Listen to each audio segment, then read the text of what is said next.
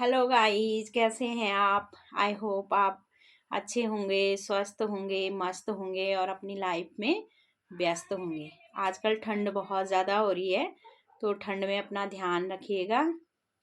और आज मैं आपको सुनाऊंगी पुराने ज़माने की एक कहानी। अगर आपने अगर आपका जन्म हुआ 1970 80 इस बीच के, अगर आपकी डेट ऑफ बर्थ है, तो आपने अपनी नानी दादी से कहानियाँ ज़रूर सुनी होंगी। तो इस कहानी को सुन के आपको नानी दादी का ज़माना याद आ जाएगा। अब पुराने ज़माने में जब ट्रांसपोर्ट के ज़्यादा साधन नहीं थे, तो उस समय की ये कहानी है। चार दोस्तों की कहानी है। चार दोस्त थे और वो कहीं जा रहे थे, कहीं यात्रा पे जा रहे थे, मतलब किसी काम से जा रहे होंगे। तो जाते जाते रास्ते में उनको रात हो गई। जब रात हो गई तो एक दोस्त ने कहा कि चुपचाप रह के अगर हम चलेंगे तो रास्ता काटना बहुत मुश्किल होता है, इसलिए आपस में कुछ न कुछ बात करते रहो। फिर उन्होंने तय किया कि सभी लोग बारी बारी से कोई कहानी, कोई घटना या कोई वृत्तांत इस तरह से सुनाएंगे। सभी ने कहा ठीक है। तीन दोस्तों ने बारी बारी से कहानी सुनाई, मतलब कोई ना कोई वृत्तांत सुनाया। उन्हें पता ही नहीं चला कि कब रास्ता कट गया। फिर जब चौथे दोस्त की बारी आई तो उन्होंने कहा भाई अब तुम्हारी बारी है, आप सुनाओ एक कहानी। तो कहानी सुनाने के नाम पे उन्होंने कहा मैं सुनाऊंगा जरूर, लेकिन 400 रुपये लूंगा। तो वो आपस में लड़ने लगे, भाई हमने तो फ्री में सुनाई, तुम्हें कैसे 400 रुपये दे दें। अब चलते चलते उस समय राजा रजवाड़ों का जमाना था, तो वो दूसरे राज्य में प्रवेश कर गए। फिर राजा के जो दरबारी थे उन लोगों ने उनको देखा कि आपस में ये झगड़ रहे हैं और कुछ अजनबी हैं, मतलब हमारे राज्य के वो नहीं हैं। तो वो पकड़ के उनको राजा के पास ले गए। अब राजा के पास ले गए तो उस समय राजा कहीं यात्रा पे जा रखे थे और जो उनके कार्यवाहक थे वो राजकुमार थे। राजकुमार थोड़ा दयालु प्रवृत्ति के थे। अब उन्होंने उनसे बारी बारी से पूछा भाई तुम किस बात पे लड़ रहे हो। तो फिर उनकी बारी भी आई, भाई तुम जब सबने फ्री में सुनाया तो तुम क्यों 400 रुपये ले रहे हो।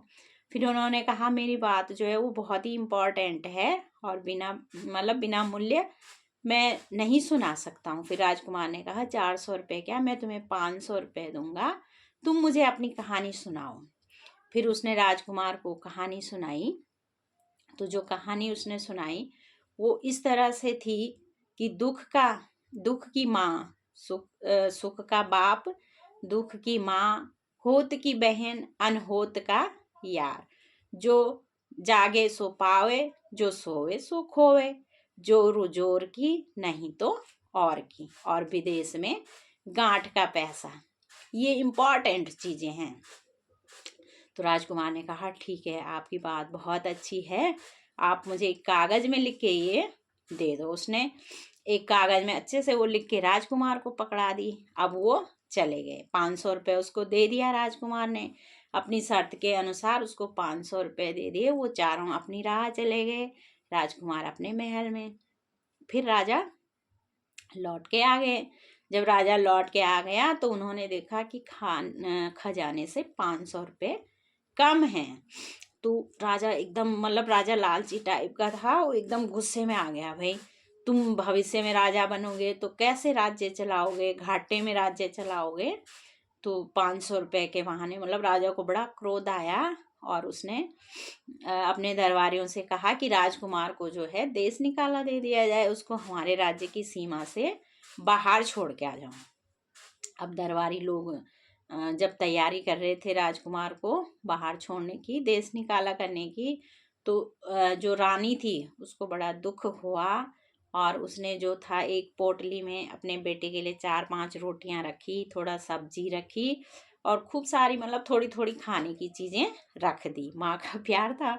अब उन्होंने ऐसा रख दिया और साथ में 2 अंगूठियां भी डाल दी उसमें। अब जाते जाते राजकुमार, मतलब बिना इरादे के चल रहा है अपने राज्य से। जब चला तो आगे एक जगह आई जहाँ पे उसकी बहन का ससुराल था, मतलब वहाँ की जो राज्य था जिसमें उसने प्रवेश किया, वहाँ की रानी उसकी बहन थी। वो अपनी बहन के घर में गया तो नहीं, जाते जाते उसको बहन के घर में गया तो बहन ने देखा कि मेरा भाई मैले कुचैले कपड़ों में, मतलब उसको बड़ा वो शर्म जैसी आई, मतलब उसे दुख नहीं हुआ भाई की हालत देख के, लेकिन उसको शर्म आई। अब उसने अपने भाई से कहा कि फटाफट तू, मतलब थोड़ा बहुत उसने उसको पैसे पकड़ाए और कहा मेरे राज्य से फटाफट दूर हो जा, लोग देखेंगे तो क्या कहेंगे कि राजकुमारी का भाई इस हालत में है। फिर वहां से वो चला गया। जाते जाते रास्ते में उसको भूख लगी तो उसने देखा कि माँ ने कुछ दे रखा है। उसने देखा उसमें रोटियां हैं और 2 अंगूठियां हैं। उसने वो 2 अंगूठियां पहन ली और रोटियां खाई। फिर उसने वो पर्चा खोला तो उसने देखा उसमें पहली बात लिखी थी दुख का बाप, दुख की माँ।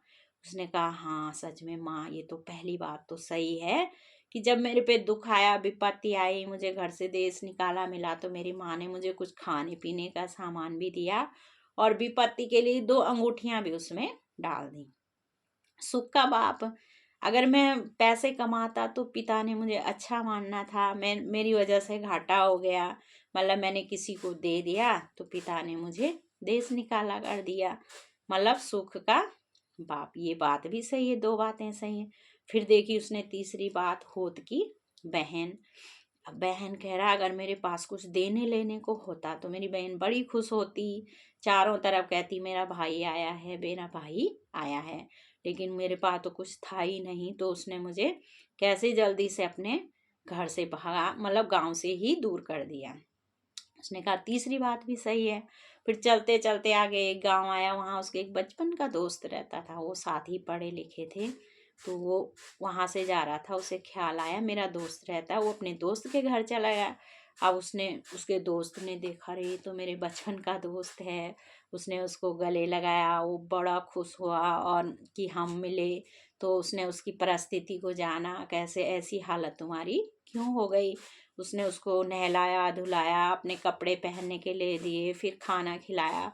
फिर उसे कहा मेरे साथ ही मेरे गांव में ही रह ले, लेकिन वो माना नहीं, वो आगे जाने के लिए तैयार हो गया। फिर अ, दोस्त ने उसे कुछ रास्ते के लिए रोटियां भी बना के देखी। उसने पर्चा खोला कि अनहोत का यार, मतलब जब पास में कुछ ना हो तो केवल और केवल हमारा दोस्त ही काम आता है। फिर चलते चलते वो आगे गया तो वहाँ एक सेठ रहता था और उसकी एक बेटी थी। तो उसके पेट से सांप निकलता था और रात को वो अपनी बेटी के साथ किसी न किसी एक आदमी को सुलाता था और वो सांप उस आदमी को काट जाता, खा जाता था और उसकी मृत्यु हो जाती थी। अगर वो ना सुलाए तो वो सांप उसी की बेटी को खा देता, मतलब ऐसी मानना, ऐसी अवधारणा थी। तो वहाँ गया वो और राजा ने कहा कि मतलब गांव वाले बड़े खुश हुए, आज ये अजनबी आ गया और आज इसी को राजा की बेटी के पास सुलाएंगे, अगर सांप निकलेगा तो इसी को खाएगा। अब उसी को सुला दिया, मतलब उसे भानु हो गया कि मतलब कोई ना कोई बात है यहाँ जिस कारण से ये मुझे यहाँ सुला रहे हैं। तो वो तलवार लेके खड़ा हो गया और रात भर जागता रहा। रात को राजा की बेटी के पेट से, मतलब सेठ की बेटी के पेट से इतना मोटा सांप निकला और उसने उसको तलवार से काट दिया। तो उसके अगले दिन जब वो लड़की सोई तो वो उसके पेट से सांप निकलना बंद हो गया। फिर उसने पर्चा खोला, देखा जो जागे सो पावे, जो सोवे सो खोवे। उसने कहा अरे यहाँ जागने से कम मेरा जीवन तो बच गया।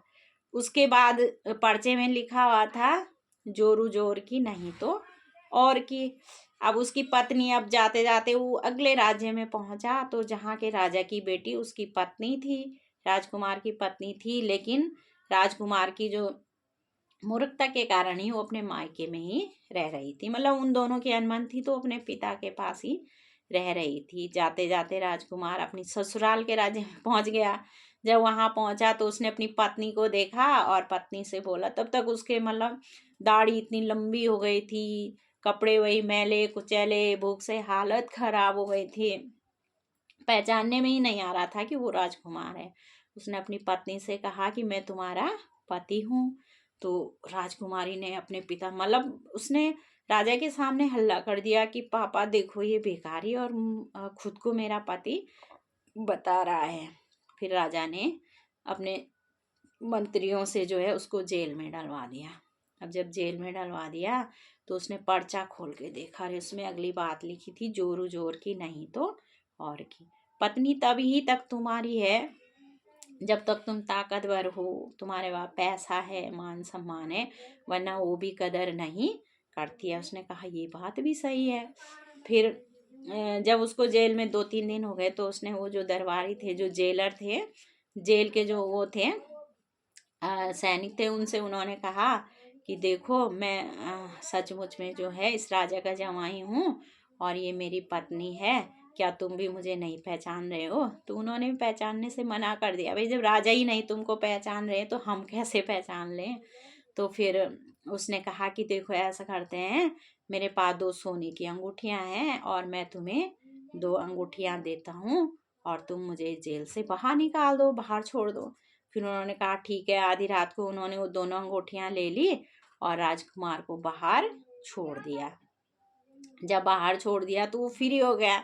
अगली बात पे उसने पर्चा खोला तो उसमें लिखा था कि विदेश में घर से बाहर केवल गांठ का पैसा काम, बुद्धि और गांठ का पैसा ही काम आता है। मतलब जो पैसा हमारे पास है और जो बुद्धि लेकर हम चलते हैं, सेंस जिसको हम बोलते हैं, वही काम आता है विदेश में। उसने कहा ये बात भी 100% सही है। अगर मेरे पास 2 अंगूठियां नहीं होती, देने को ना होता, तो क्या वो मेरी बात सुनते, मैं वहीं जेल में सड़ता। उसने पर्चे में लिखी हुई सारी बातें एकदम से सत्य थी। फिर उसने कहा इस पर्चे में केवल एक ही बात काम की थी, विपत्ति में जो है वो केवल और केवल हमारा दोस्त ही काम आता है। अगर पास में कुछ नहीं है तो कोई भी इंसान को मुंह नहीं लगाता है। तो ये थी हमारी कहानी। मुझे उम्मीद है आपको इससे कुछ शिक्षा मिली होगी। अगर ना भी मिली होगी तो आपको पसंद आई होगी, आपका एंटरटेनमेंट हुआ होगा। अगर पसंद आई हो तो लाइक, शेयर और सब्सक्राइब करें, ना आई हो तो इग्नोर करें। Bye bye.